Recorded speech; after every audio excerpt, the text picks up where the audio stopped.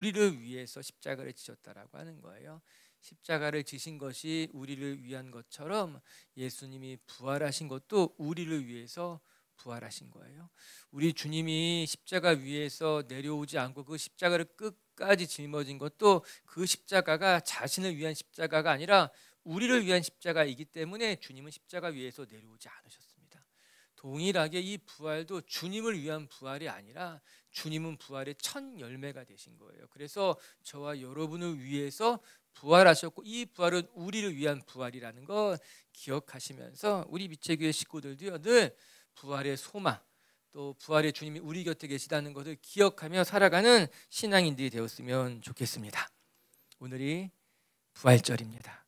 예수님께서 2000년 전에 죽으셨지만 다시 부활하신 사건을 기념하며 부활하신 예수님을 찬송하고 기뻐하는 날이 오늘 부활절 부활주일인 것이에요.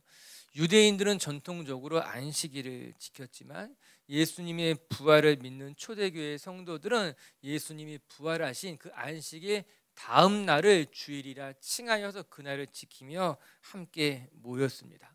처음에 초대교회는 안식일도 지키고 부활절 주일도 같이 지켰어요. 그러나 그들에게 이 부활의 소식이 너무나 소중했기 때문에 초대교회는 시간이 지날수록 안식일보다는 안식일 다음 날 주님이 부활하신 그 날을 주의 날이라 칭하고 주일날 모이게 된 것입니다.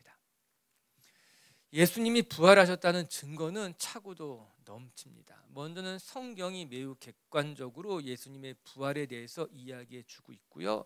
성경에서뿐만 아니라 다른 여러 자료들 속에서도 예수라는 사람이 부활했다는 것을 어렵지 않게 찾아보게 되는 거예요. 예수님이 부활하신 증거를 여러 가지로 나열할 수 있지만 그 중에 가장 큰 증거는 부활의 주님을 만난 사람들의 삶이 다 한결같이 놀랍게 달라졌다라고 하는 거예요. 예수님이 십자가에 달려 죽으실 때에 제자들은 무기력해졌고 도망갔고 숨었습니다. 심지어는 집 안에 들어가 문을 걸어 잠그고 또 어떤 제자들은 고향으로 되돌아가서 다시 자신의 생업을 시작한 이들도 있었습니다. 그러나 부활의 주님이 제자들을 한 명 한 명 찾아갔고 부활의 모습을 보여주셨습니다. 그리고 이 부활의 주님을 만난 제자들의 삶이 놀랍게 달라진 것이에요. 만약에 예수님의 부활이 예수를 추종하던 사람들이 조작한 것이라면, 그래서 그들이 조작하고 선전한 것이라면 제자들의 삶이 이렇게 달라졌다는 것을 어떻게 설명할 수가 없습니다. 만약에 그 제자들이 자신들의 이익을 위해서 예수의 부활을 꾸며낸 일이라면 제자들의 삶의 방향은 무엇인가 영광을 위해서 어떤 재물을 위해서 자신의 명예를 위해서 그들의 삶이 그쪽 방향을 향했을 텐데 어느 누구도 제자들 가운데 자신의 영화를 위해서 살아간 사람이 없었다는 거예요. 아니 오히려 부활의 주님을 만난 제자들은 더 낮은 곳으로 내려갔고 더 가난한 삶을 살았으며 이웃을 위해 살았을 뿐만 아니라 심지어는 순교자의 모습으로 자신의 삶을 마감하기도 했다는 겁니다. 부활의 주님이 제자들의 삶을 바꿔놓은 거죠. 그래서 이 제자들의 삶을 들여다보면은 진짜 그들이 부활의 주님을 만난 것이구나. 그렇지 않고서는 그들의 삶을 설명할 수가 없었던 겁니다. 베드로의 삶도 그랬습니다. 베드로도 부활의 주님을 만나고 난 뒤에 그는 로마에 가서 예수님처럼 십자가에 달려 죽은 것 아니겠습니까? 도마는 인도까지 가서 복음을 전하다 순교했다고 전해지고 있어요. 또한 마가는 에디오피아까지 가가지고 복음을 전했다는 증거까지 있게 되는 거예요. 예수님의 부활을 목격한 제자들의 삶이 예수님 때문에 용기를 얻었고 복음을 전하다가 자신의 삶을 온전히 하나님 앞에 내어드리면서 마무리하게 된 것이죠. 우리 빛의 교회 식구들도 이 부활의 주님을 믿고 따라가면서 전 여러분의 삶에도 비포와 애프터가 선명하게 나눠질 수 있게 되길 주님의 이름으로 축복합니다. 내가 신앙을 갖기 전과 내가 신앙을 갖고 난 이후에 내가 부활의 주님을 만나서 그 부활의 주님이 나에게 힘이 되고 용기가 된 이후에 우리의 삶에는 그 이전과 다른 성령의 열매들이 맺히는 것이 합당하다라고 하는 거예요. 우리가 오늘 묵상하게 되는 골로새서는 바울이 쓴 서신서인데, 바울 역시도 부활의 주님을 만나고 난 이후에 그의 삶이 극적으로 달라지게 되었습니다. 예수님께서 공생애를 보냈던 3년의 시간 동안 바울을 만났을 것 같지는 않습니다. 그런 자료는 없어요. 그러나 바울이 예수님에 대한 이야기는 들었을 것입니다. 하지만 바울이 다메섹으로 가던 그 도중에 부활의 주님이 바울을 찾아갔고, 드디어 바울이 부활의 주님을 만나고 나서 바울의 삶이 완전히 달라지게 됩니다. 그의 눈에 비늘 같은 것이 벗겨지고 난 이후에는, 전에는 교회를 핍박하고 예수님을 핍박했던 삶이었다면, 부활의 주님을 만나고 난 뒤에는 자신이 핍박했던 예수를 증거하고 교회를 세우는 일에 그의 온 삶을 다 바치게 된 것 아니겠습니까? 충성스러운 사람으로 거듭 태어났다라고 하는 것이에요. 우리의 삶에도, 우리 빛의 교회 성도님들의 삶에도 우리가 신앙인으로서 부활의 주님이 여러분 곁에, 내 곁에 계신다는 것을 믿는다면, 여러분들도 삶의 자리에서 누구보다도 담대해지며 두려움을 넘어서 복음을 증거하고 복음을 자랑하면서 정말 예수님과 함께 동행할 수 있는 성도들이 되었으면 좋겠습니다. 이제 오늘 바울이 옥중에서 골로새 교회 성도들에게 쓴 편지를 같이 묵상하려고 합니다. 부활을 경험한 바울의 삶이 달라졌듯이, 바울은 골로새 교회에게 편지를 쓰면서 부활을 경험한 성도들의 삶이 어떠해야 하는지에 대해서 잘 설명해 주고 있습니다. 특별히 골로새서 4장은 성도들의 삶이 어떠해야 하는지 매우 실천적인 교훈을 주고 있는 부분이기 때문에 우리에게 큰 유익이 될 것만 같은 거예요. 우리 함께 오늘 이 골로새서 마지막 4장의 말씀을 같이 묵상해 가면서 부활의 신앙이란 어떤 것이고, 또 부활을 경험한 성도들이 어떤 삶을 추구해야 하는지 바울이 전한 이 성경의 말씀에 귀를 기울여 볼게요. 먼저 2절 말씀부터 같이 한번 읽어보겠습니다. 시작. 기도를 계속하고 기도에 감사함으로 깨어 있으라. 첫 번째, 부활을 믿는 성도들의 삶은 기도에 힘쓰는 삶이 되어야 된다, 이렇게 이야기할 수 있을 것입니다. 바울이 가장 먼저 당부한 것이 무엇인가? 삶의 자리에서 기도할 줄 알아야 된다는 거예요. 기도가 2절에 2번이나 반복되었고, 3절을 읽어보게 되면 무엇을 위해서 기도해야 할지 정확하게 짚어서 부탁을 하고 있습니다. 이것이 바울이 골로새 교회 성도들에게 당부한 내용이에요. 골로새서 4장이 부활의 신앙을 가진 사람들이 세상 속에서 어떻게 살아가야 하는지를 전해주는 교훈이라면, 오늘 이 2절의 말씀 우리가 귀담아 들어야 될 필요가 있어요. 여러분, 왜 바울이 교회 성도들에게 기도에 대해서 강조했을까요? 가장 먼저 언급한 것일까요? 특별히 부활을 경험하고 하나님의 나라를 만들어가는 사람들에게 기도에 힘쓴다는 것은 어떠한 의미를 가진 걸까요? 이는 이 기도라는 것이 성도의 삶에서 마치 연탄의 밑불과도 같은 역할을 해주기 때문에 바울은 이 기도의 삶을 강조하고 있는 겁니다.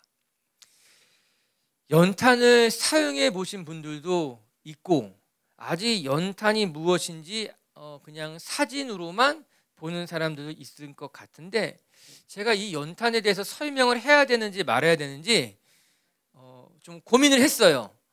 연탄을 다 알겠죠? 알 것 같은데, 연탄이 뭔가 석탄과 비슷한 재료를 가지고 원기둥의 모양으로 구멍을 뚫어서 불을 태우는 데 사용되는 재료예요. 다 아시죠? 연탄. 이 연탄을 태울 때는 보통 한 장을 태우지 않고 2장을 쌓아서 태우게 됩니다. 한 장만 태우는 것보다 2장을 쌓아서 태우게 되면은 물론 화력도 좋을 뿐만 아니라 연탄을 오래 태울 수 있기 때문에 연탄을 2장 올려서 태우게 되는 거예요. 2장을 한꺼번에 태우느냐? 그렇지 않습니다. 먼저 밑에 있는 연탄을 태우고, 그것이 어느 정도 불이 붙게 되면은 그 위에 새 탄을 올려놓고 태우게 됩니다. 시간이 흘러서 밑에 탄이 먼저 다 타서 하얘지면은 밑에 탄을 빼버리고 위에 불이 붙은 탄을 밑으로 내리고 새 탄을 다시 올려가지고 연탄을 태우죠. 모르는 것처럼 쳐다보지 마세요. 여러분은 다 아는 나이예요. 그렇게 태우는 것 아니겠습니까? 이때 중요한 것은 밑불이에요. 밑불이 활활 타오르면은 위에 있는 연탄도 같이 타서 오랫도록 연탄을 태울 수 있게 됩니다. 반면에 밑불이 죽어버리게 되면은 윗불도 타지 않은 채 그냥 불이 다 꺼질 수밖에 없는 거예요. 그래서 연탄을 태울 때는 밑불이 중요해요. 밑불이 잘 타야만 하는 것이에요. 우리의 삶의 기도란 무엇인가? 마치 이 연탄의 밑불과도 같은 역할이 기도의 역할이라고 하는 거예요. 우리의 삶에 이 기도가 잘 불붙어 있게 되면은 우리의 삶이 온전히 다 태워질 수 있게 되는 거예요. 우리의 삶도 우리의 신앙도 뜨겁게 활발 타오르게 되는 겁니다. 반대로 이 기도의 불이 꺼지게 되면은 우리의 신앙도 힘을 잃어버리게 되고 우리의 삶도 힘을 잃어버리기 쉽다는 거예요. 예, 바울은 이 부활을 경험한 성도들의 삶을 권면하는 데 있어서 가장 먼저 우리가 힘쓸 것이 무엇인가? 기도의 등불을 꺼뜨리지 않는 것이 중요하다고 말씀하고 있는 것 아니겠습니까? 오늘도 여러분들 축복하면서 우리가 이 부활의 신앙을 살아가는 데 있어서 여러분의 신앙에 기도의 등불이 꺼지지 않게 되길 주의 이름으로 축복합니다. 오늘 바울이 이렇게 권면하고 있습니다. 기도를 계속하되 이렇게 당부하고 있는 거예요. 그냥 기도하는 것이 아니라 기도를 계속해서 할 줄 아는 것이 필요하다. 기도를 쉬지 않고 이어가는 것이 필요하다라고 하는 겁니다. 여러분, 한두 번 기도하는 일은 그렇게 어렵지가 않습니다. 우리가 신앙을 갖고 나서 우리가 하나님을 믿고 나서 한두 번 기도하는 것은 누구나 할 수 있는 일이겠지만 이 기도를 계속해서 끊임없이 이어가는 일은 쉬운 일이 아니라는 거예요. 이에 바울이 권면해 주는 것은 그냥 기도하는 것이 아니라 우리가 부활의 신앙을 가졌다면 기도의 자리를 짓고 기도의 자리를 떠나지 않고 그 기도를 계속해서 이어갈 수 있는 것이 중요하다고 말씀하고 있는 것 아니겠습니까? 여기서 계속하다라고 하는 단어는 프로스 카르테레오 이런 단어인데요. 이 단어는 두 단어가 합쳐진 거예요. 프로스는 뭐뭐를 향하여 이런 의미를 갖고 있는 접두어고요. 그 다음에 카르테레오라는 단어는요, 집착하다, 또 끈질기게 이어가다 이런 뜻을 가지고 있는 것이 카르테레오라는 하는 거예요. 이 두 단어가 합쳐진 것으로 말미암아 기도를 향해 계속해서 집착하게 끈질기게 이어가는 모습을 보여주고 있는 것 아니겠습니까? 이 기도라고 하는 것이 한 번 하고 끝내는 것이 아니라 끈질기게 계속해서 이어갈 줄 아는 것이 기도라고 하는 거예요. 여러분이 프로스 카르테로가 어디에 또 한 번 사용되는가 하면은 사도행전에 보면 아주 의미 있는 장면에 또 한 번 쓰이게 됩니다. 사도행전 2장 42절인데요. 그 말씀 한번 읽어보도록 할까요? 시작. 그들이 사도의 가르침을 받아 서로 교제하고 떡을 떼며 오로지 기도하기를 힘쓰니라. 초대교회 성도들이 어떻게 기도하는가? 떡을 떼며 오로지 기도하기에 힘쓰느니라. 이 힘쓴다는 단어가 바로 프로스 카르테레오 그 단어를 사용하고 있다는 겁니다. 즉 초대교회 성도들이 함께 모여서 떡을 떼고 기도하는데 어떻게 기도했는가? 프로스 카르테레오, 그냥 한 번 하고 멈춘 것이 아니라 집착하듯 끈기를 가지고 계속해서 그 기도의 자리를 지켜나갔다라고 하는 거예요. 그 모습을 보면서 그들이 기도에 힘썼다 이야기하고 있는 것 아니겠습니까? 맞아요. 기도란 무엇인가? 끈질기게 계속해서 힘쓰는 것이 기도라고 하는 것입니다. 한두 번 그냥 기도의 자리에 나가서 부르짖는 거, 그것을 기도라고 말하는 것이 아니라 기도하다가 힘들고 지치고 낙심된다 하여도 그 기도의 자리에서 하나님을 주목해서 바라보는 거, 그 기도의 자리를 지킬 줄 아는 거, 그것이 바로 진짜 기도고 우리가 지켜내야 되는 기도라고 성경이 말씀하고 있는 것 아니겠어요?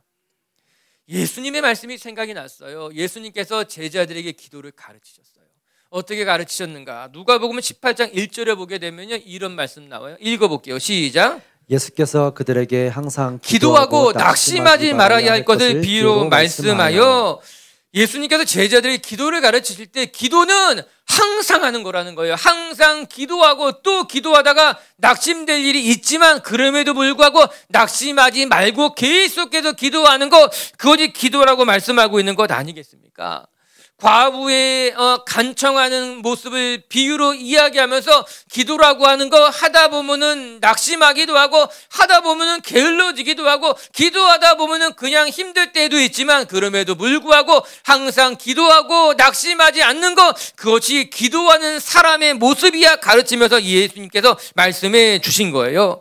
전 우리 빛의 교회 식구들도요, 기도하다가 무기력해지고 기도하다가 낙심하고 기도하다가 게을러지고 한두 번 기도한 것으로 내가 할 일을 다 했다 생각하는 것이 아니라 진짜 우리가 부활의 신앙을 가지고 있다면, 부활의 주님이 우리 곁에서 우리와 함께하고 계신다는 것을 믿는다면 여러분의 삶의 이 기도의 밑불, 이 기도의 뭇불을 꺼뜨리지 아니하고 그 기도의 불로부터 여러분의 신앙도 뜨거워지고 여러분의 삶도 활활 타오를 수 있는 성도님들이 되시기를 주의 이름으로 축복합니다.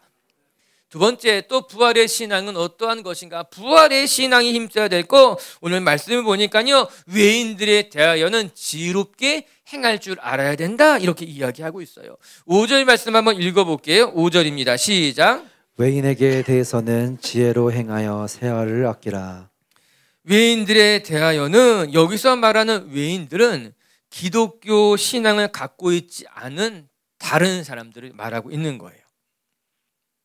오늘 바울이 골로새 교인들에게 이야기하기를, 우리가 부활의 신앙을 가진 사람들로서 부활의 신앙을 믿는 사람들끼리 교제하는 것이 아니라 그 외인들과 세상 속에서 어떻게 살아가야 하는지에 대해서 말해주고 있는 겁니다. 그래서 이 본문이 중요해요. 먼저 기억해야 될 것들은, 초대교회 성도들은 신앙이 없는 사람들을 피하라, 그렇게 가르치지 않았다는 점이에요.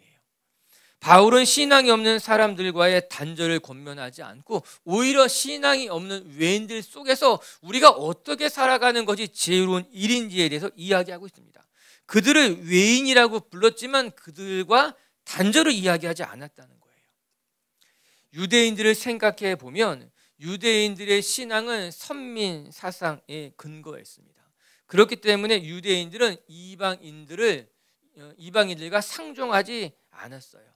우리는 하나님의 백성이기 때문에 하나님이 선택한 사람들과만 교제해야 된다고, 그래서 이방인들과 함께 떡을 떼지 않았습니다. 하지만 부활의 예수님을 만난 바울은 달랐습니다. 아니, 초대교회도 전혀 달랐습니다.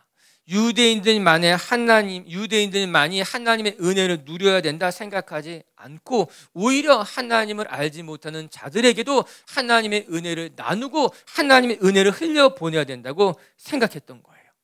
이에 바울이 권면하기를, 외인들에 대하여는 그들과 선을 긋는 것이 아니라 오히려 그들 속으로 나아가 지혜롭게 그들을 대하는 것이 필요하다고 이야기한 것 아니겠어요? 여러분, 우리가 배워야만 합니다. 신앙인들이 믿음을 가진 사람들하고만 어울리고 살아가는 것이 아니라 외인들, 믿지 않는 사람들하고도 함께 어우러져서 삶을 나누고 신앙을 나누는 법을 우리가 배워야만 한다라고 하는 거예요. 그것이 성경의 가르침이고 하나님이 우리에게 원하시는 일일 거예요. 그리스도인으로서 부활을 먼저 경험한 사람들로서 외인들에게, 주님을 알지 못하는 사람들에게 어떻게 살아가야 하는가? 그리고 바울은 이제 이렇게 권면하고 있어요. 그들을 대할 때에는 믿는 사람들을 대할 때보다 훨씬 더 지혜롭게 대해야만 합니다. 우리에게 지혜가 필요하고 지혜로 말하고 지혜로 행동하는 것이 특별히 예수를 알지 못하는 사람들에게 필요하다 이야기하고 있는 거예요. 문제는 우리들이 신앙이 없는 사람들을 대할 때 더 지혜로워야만 하는데, 오히려 신앙 없는 사람들을 대할 때 우리의 모습이 경직되고 어쩌면 불편하고 두렵기 때문에 지혜롭지 못하게 대할 때가 더 많은 것만 같더라고요. 실수하게 되고 후회하게 되고. 그래서 세상 사람들이 교인들을 바라볼 때, 교회를 바라볼 때 세상 사람들도 불편한 거예요. 심지어는 교회가 손가락질 받기도 하고. 예수님이 제자들에게 이야기하셨습니다. 너희들이 이 세상에 나아갈 때 마치 어린 양을 이리의 소굴로 보내는 것만 같으니 너희는 뱀처럼 순결하고 비둘기처럼 지혜로워야지만 그 세상 속에서 하나님의 백성으로 온전해질 것이다 이야기하고 있는 것 아니겠어요? 말씀이 충격적이었어요. 비둘기처럼 순결해야 되는 건 맞는 말인데 뱀처럼 지혜로워야만 한다. 하지만 맞습니다. 우리가 이 세상 살아가는 데 있어서 전 우리 빛의교회 식구들이여 뱀처럼, 아니 뱀보다도 훨씬 더 지혜로워서 외인들을 대할 때 부끄럽지 않게 지혜롭게 말하고 지혜롭게 행동할 수 있는 하나님의 사람들이 되었으면 좋겠습니다. 예, 우리는 믿지 않는 사람들을 대할 때에 우리가 어떻게 말해야 될지 준비돼야 될 것입니다. 누군가 나에게 신앙을 물어본다면 나의 신앙에 대해서 설명해 줄 줄 알아야 하고 나의 삶에 대해서도 설명해 줄 줄 알아야 되는 거예요. 나의 신앙이 무엇인지, 또 내가 어떻게 왜 이러한 삶을 살아가고 있는지에 대해서 설명할 준비가 돼야 되는 거예요. 특별히 오늘 우리가 부활절을 보내고 있는데 세상 사람들이 부활이 무엇인지, 부활이 진짜 일어난 일인지 물어본다면 내가 그것을 대답할 준비가 되어 있어야 되는 것 아니겠어요? 더 나아가서 내가 왜 이 신앙을 갖고 이 신앙이 나에게 주는 의미가 무엇인지, 나는 왜 일요일이면 교회에 나가야만 하고 나는 왜 교회 안에서 헌신하고 봉사하고 희생하는지에 대해서, 즉 내 자신의 삶에 대해서 설명해 줄 수 있어야만 하는 것이에요. 베드로 사도는 우리에게 이렇게 권면했어요. 우리 베드로전서 3장 15절 읽어볼게요. 시작. 너희 마음에 그리스도를 주로 삼아 거룩하게 하고 너희 속에 있는 소망에 관한 이유를 묻는 자에게는 대답할 것을 항상 준비하되 온유와 두려움으로 하고, 너희 속에 있는 소망, 너희 안에 있는 믿음, 너희 안에 있는 신앙에 대해서 누군가 물어본다면 그것에 대해서 대답할 준비를 항상 하고 있어야만 합니다. 그렇게 이야기하고 있는 것 아니겠어요? 외인들이, 하나님을 알지 못하는 사람들이 당신은 왜 그렇게 사는 거야? 그렇게까지 살아갈 필요가 있겠어? 그렇게 물어본다면 우리는 어떻게 대답해야 될지 안에 준비되어 있어야 된다고 하는 거예요. 내가 이렇게 살아가는 이유, 내가 이렇게 부활절을 보내는 이유, 내가 이렇게 교회 안에서 헌신하는 이유가 여기 있어요. 이것이 은혜고 이것이 신앙이에요 라고 말이에요. 축복할게요. 하나님께서 여러분의 입술에 할 말을 넣어주시고 성령님이 여러분의 입술을 주장하시고 더 나아가 여러분의 마음이 늘 준비된 것으로 말미암아 정말 외인들을 지혜롭게 대하고 행할 수 있는 빛의 교회 성도님들 되시기를 주님의 이름으로 축복합니다. 이에 5절의 말씀은 이렇게 이야기하고 있어요. 지혜로 행하여 세월을 아끼라. 이 단어가 왜 연결되어져 있는 것만 같습니까? 세월을 아끼라라고 하는 것을 다른 번역을 보게 되면은 영어 성경을 보아도 그렇고 우리말 성경을 보아도 그렇고 모든 기회를 선용해라 이렇게 번역하고 있는 거예요. 즉 외인들을 대할 때 지혜롭게 행한다고 하는 것은 우리가 복음을 전하고 부활을 증거하는 데 있어서 하나님이 주신 기회를 다 선용할 수 있어야 된다라고 하는 거예요. 누가 갑자기 우리에게 물어본다면 그 기회를 지혜롭게 선용할 수 있어야 된다라고 하는 거예요. 우리의 삶에 하나님이 주시는 기회들이 있는 거예요. 아니, 세상은 인생을 바꿀 수 있는 3번의 기회가 있다고 말합니다. 그러나 아니에요. 3번만 우리에게 기회가 정해지는 것이 아니라 하나님은 끊임없이 우리의 삶에 새로운 기회를 주시는 것입니다. 자녀를 도울 수 있는 기회, 누군가가 화해할 수 있는 기회, 누군가를 용서해 줄 수 있는 기회, 복음을 전할 수 있는 기회가 매일매일 같이 우리의 삶에 하나님이 열어주실 때에 그 기회를 잘 사용하는 것에 지혜가 필요하다라고 하는 거예요. 지혜롭게 행하는 것이 바로 기회를 이용하는 일이다 이야기하고 있는 것 아니겠습니까? 여러분의 삶에 하나님이 지혜를 주실 때마다 그 지혜를 잘 이용할 줄 아는 지혜로운 성도님들, 그래서 여러분의 삶을 통해 예수의 부활이 드러나고 하나님의 나라가 전해지는 성도님들 되시기를 주님의 이름으로 축복합니다. 3번째, 끝으로 한 가지만 더 같이 살필 것, 부활의 신앙을 가진 사람들이 어떻게 살아가야만 하는가? 외인을 대할 때는 더욱더 우리의 입술을 지키고 입술을 다스릴 줄 알아야 된다라고 하는 거예요. 골로새서 4장에서 바울은 부활을 경험한 성도들이 교회 안에서뿐만 아니라 삶의 자리에서 어떻게 살아가야 할지를 전해주고 있는 말씀이에요. 먼저는 기도하는 것이 필요하다. 기도가 이 신앙의 밑불이 될 것이다. 2번째는 이 세상 외인들을 향하여 너에게 지혜가 필요하다고 말하는 거예요. 그리고 3번째는 특별히 외인들을 대할 때 우리의 입술, 우리가 말하는 것, 이것이 중요하니 이것을 잘 다스릴 수 있어야 된다. 우리 6절 말씀 한번 읽어볼게요. 6절이 마지막인데 시작. 너희 말을 항상 은혜 가운데서 소금으로 맛을 냄과 같이 하라. 그리하면 각 사람에게 마땅히 대답할 것을 알리라. 우리가 말을 하는 데 있어서 항상 은혜 가운데서 말해야 됩니다. 그것이 지혜롭게 행동하는 사람의 모습이다. 은혜롭게 말을 해야 됩니다. 믿는 사람에게든 아니면 믿지 않는 사람에게든, 내가 아끼고 존중하는 사람에게든 아니면 나와 그렇게 가깝지 않은 사람에게든 우리가 누군가에게 말을 할 때는 항상 은혜롭게 말할 줄 아는 사람이 되어야 된다고 하는 거예요. 먼저 축복할게요. 여러분의 입술에 하나님의 은혜가 있어서 하나님의 축복 가셔서 정말 누구를 만나든 은혜로운 말을 할 수 있는 입술이 되시기를 주의 이름으로 축복합니다. 그런데 이때 중요한 것은 우리가 은혜로운 말을 하려고 해도 은혜로운 말이 나오지 않고 때로는 가시돋친 말이, 때로는 독한 말이 나오기가 쉽다는 겁니다. 물론 잘 훈련받은 사람들은 말을 할 때 그래도 다른 사람들보다는 잘 하겠지만 사실 우리의 말 속에는 어쩔 수 없이 우리 안에 있는 것이 드러날 수밖에 없다는 겁니다. 내 안에 쓴뿌리가 있으면 독한 말이 나올 수밖에 없고, 내 안에 섭섭한 마음이 가득하면 섭섭한 말이 나올 수밖에 없고, 내 안에 판단하는 것이 가득하면요 남을 판단하는 말이 나올 수밖에 없는 거예요.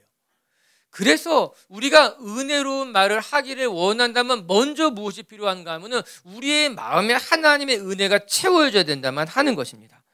우리 안에 하나님의 은혜가 가득하고 우리 안에 하나님의 지혜가 가득할 때 비로소 은혜로운 말이 나오게 되는 거예요. 만약에 유독 여러분들이 요즘 은혜롭지 못한 말을 하고 있다면 우리 자신을 한번 돌아봐야 되는 거예요. 내가 요즘 내 말이 자꾸 가시돋치게 하는 것 같아. 내 말이 자꾸 독하게 하는 것만 같아. 그렇다면은 내 안에 하나님의 은혜가 메마르지는 않았는지, 내 안에 너무 세상에 허망한 것들로 가득하여져 있지는 않은지 우리 안을 들여다볼 필요가 있다라고 하는 거예요. 내가 생각하는 것이 내 안에 채워진 것이 흘러나오기 때문에 환자를 대할 때는 어떤 구체적인 검사를 하기 전에 먼저 문진합니다. 그 사람의 얼굴을 보고 체온을 재보기도 하고, 또 한의사들은 맥을 짚어보기도 하면서 그 사람 표정에 얼굴에 드러나는 것을 보고도 이미 어느 정도 진찰이 시작된다라고 하는 건 아니겠습니까? 여러분 축복합니다.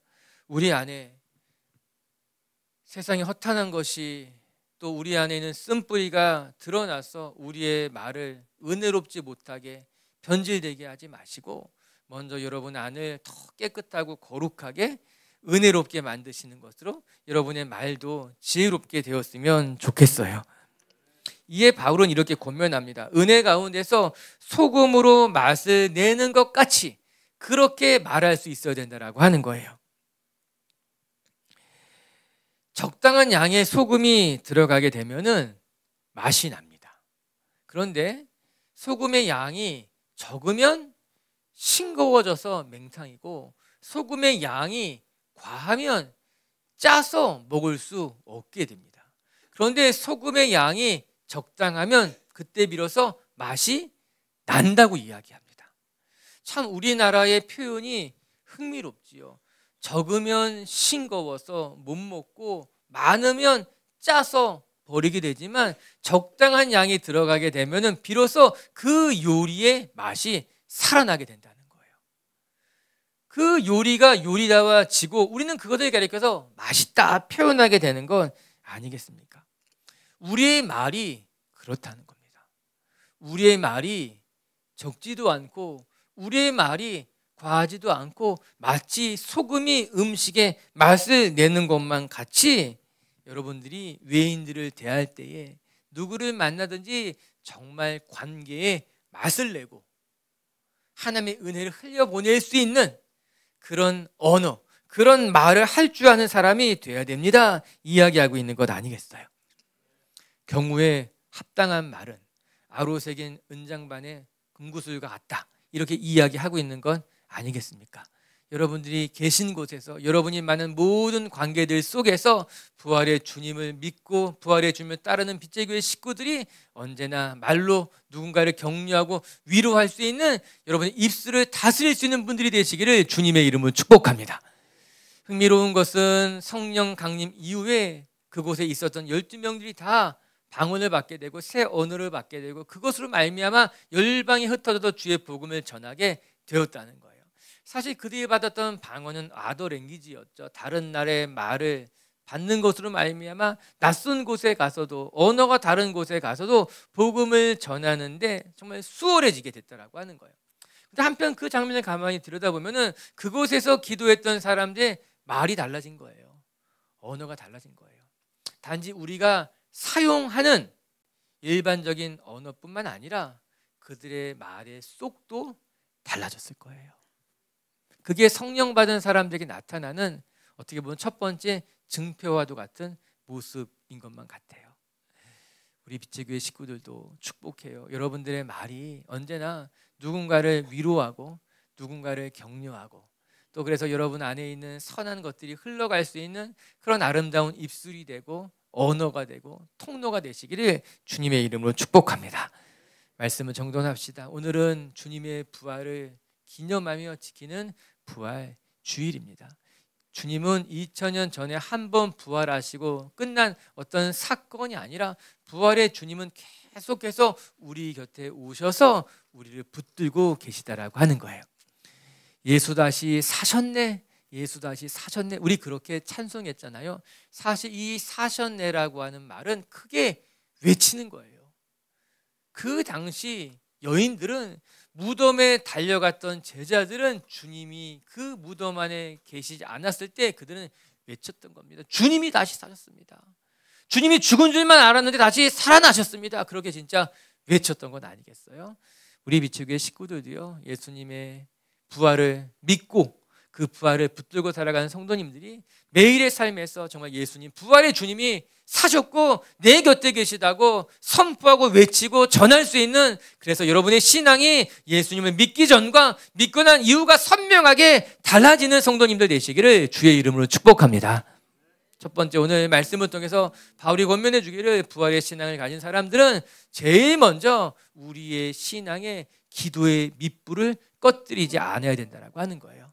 한두 번 기도하고 포기하고 낙심하고 그냥 끝내는 것이 아니라 계속해서 기도하면서 여러분의 신앙의 기도의 등불을 꺼뜨리지 않는 하나님의 자녀들이 되시기를 주의 이름으로 축복합니다. 두 번째, 부활의 신앙을 가진 사람들은 외인들을 만날 때 지혜롭게 행할 줄 알아야 된다라고 하는 거예요. 신앙이 없는 사람들과 단절하며 살아가는 것이 아니라 우리가 이 세상 속에서 외인들을 대할 때도 지혜롭게 말하고 지혜롭게 행하는 것으로 말미암아 여러분의 은혜가 흘러가는 하나님의 자녀들 통로가 되시기를 바랍니다.